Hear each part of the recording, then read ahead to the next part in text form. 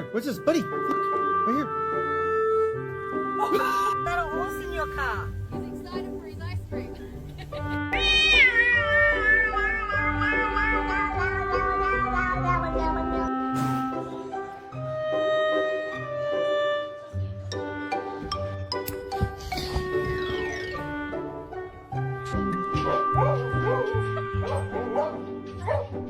Hey, Tess. Can I please take a nap? Leave me alone. Leave me alone. Leave me alone.